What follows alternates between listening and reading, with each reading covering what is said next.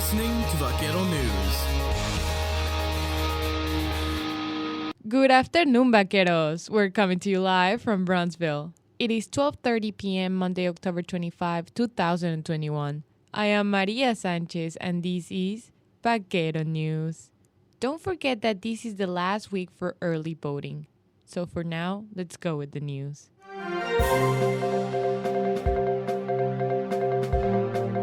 At top of the news, we have COVID-19 updates for Cameron and Hidalgo County.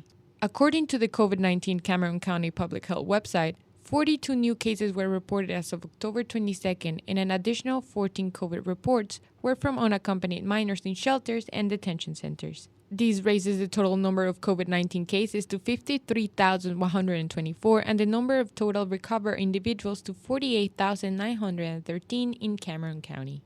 In Hidalgo County, according to their COVID-19 report tweet as of October 22nd, 5 deaths related to COVID-19 were reported in Hidalgo County, along with 141 newly reported positive cases. Of the 5 deceased individuals, 5 were not vaccinated.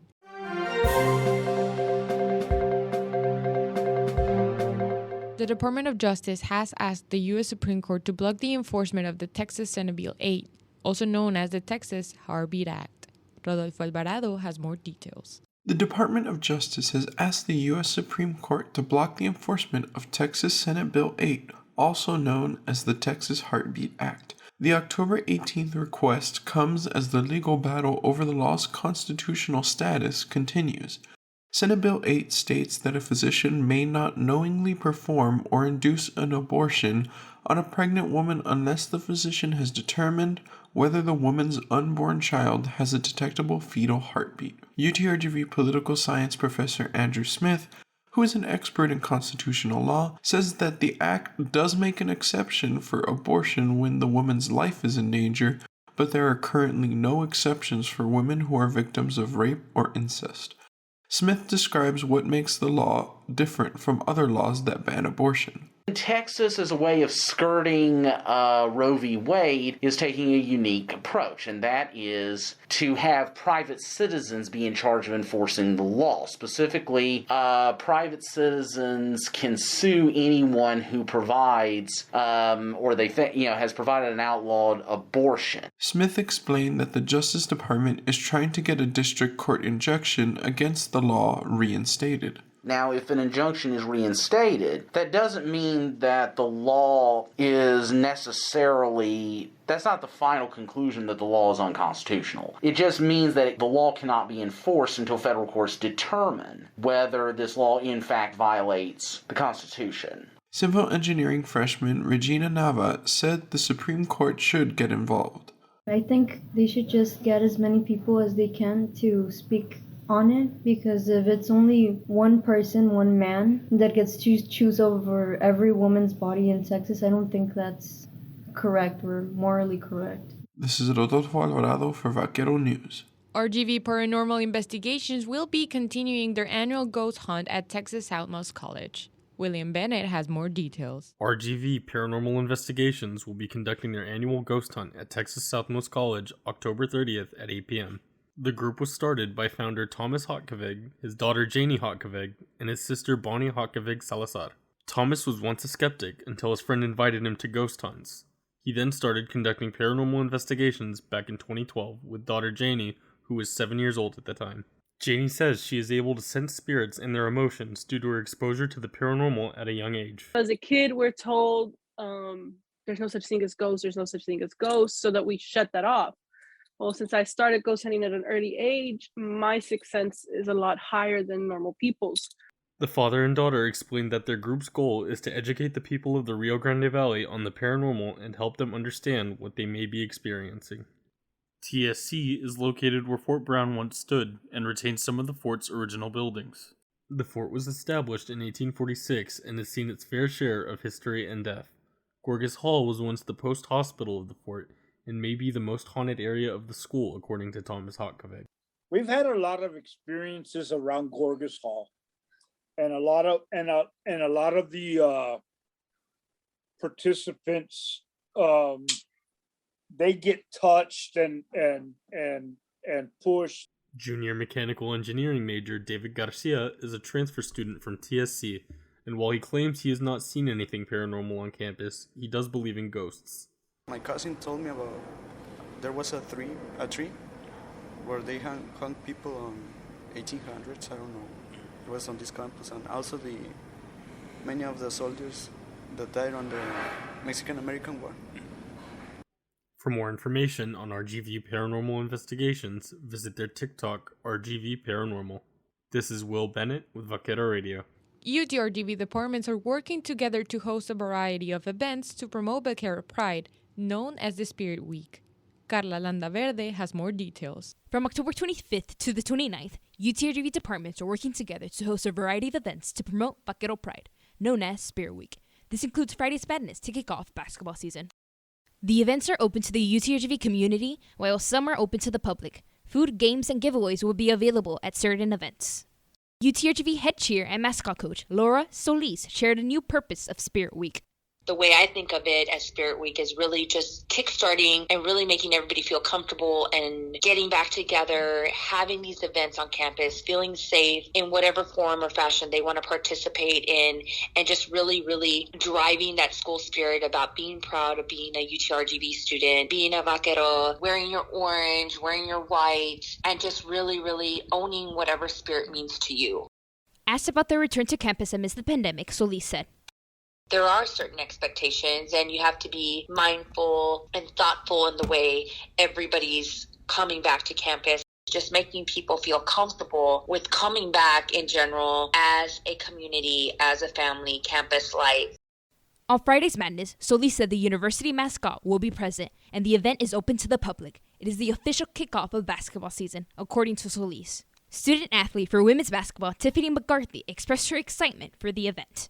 The whole school's coming, the students are coming, people you've never seen before, like they're coming to get wild with you. It's just really exciting. McCarthy shared her feelings about seeing students at kickoff. I mean the world to us because we like to know that we have the school behind us and we have the support from the students. On behalf of the Spirit Program, UTRGV Athletics, and other campus partnerships, Solis said, really want people to embrace campus life and really embrace creating those friendships that you do when you're in college. For more information on events held this week, visit the Student Activities website. This is Carla Landaverde for Vaquero Radio. These will be head coach Lane Lord's fourth season in the Valley with the women's basketball team. Aaron Vasquez has more details. The UTRGV women's basketball team began official preseason practice on September 28th in the UTRGV Fieldhouse in preparation for their 2021-2022 season.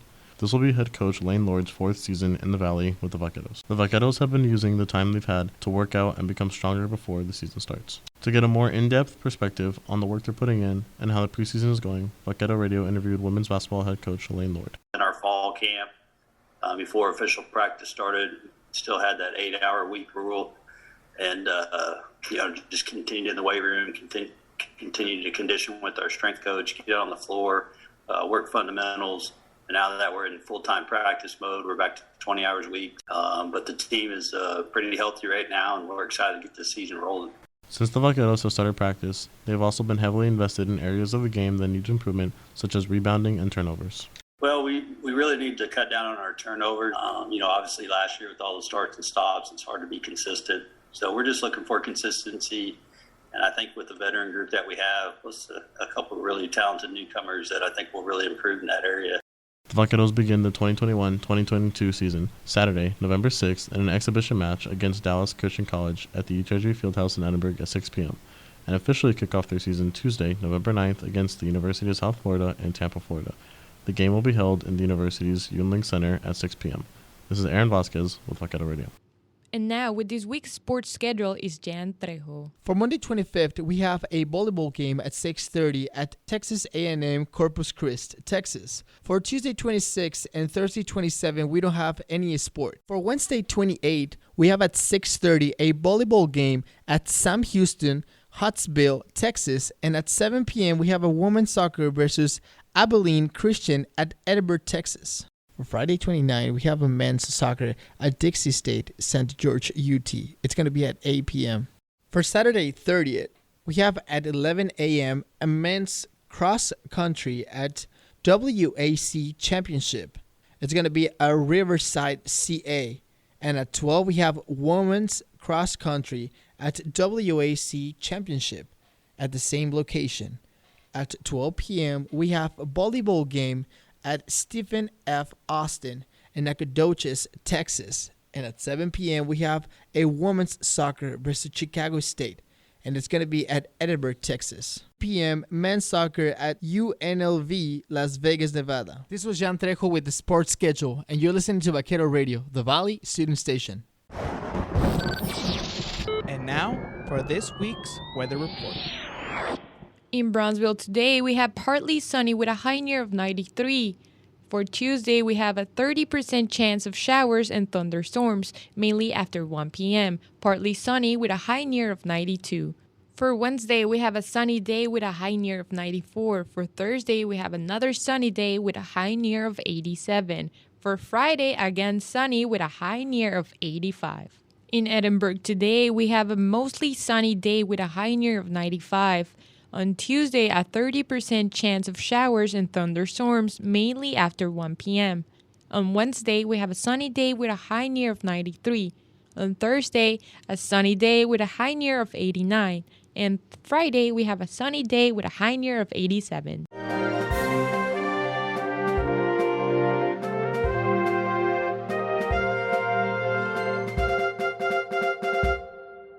And that's it for today's newscast. If you have any story idea, send us an email to radio@utrgv.edu. Listen to Vaquero Radio wherever you are. Download the Radio FX app on your smartphone through the Apple App Store or the Google Play Store. Search Vaquero Radio and add us to your favorite. You can listen to music, chatting during DJ hours, and much more. Also, follow us on our social media platforms and visit our website for updates and much more. We will see you again next Monday at 12:30 p.m. here on Vaquero Radio, the Valley student station. This has been Vaquero News.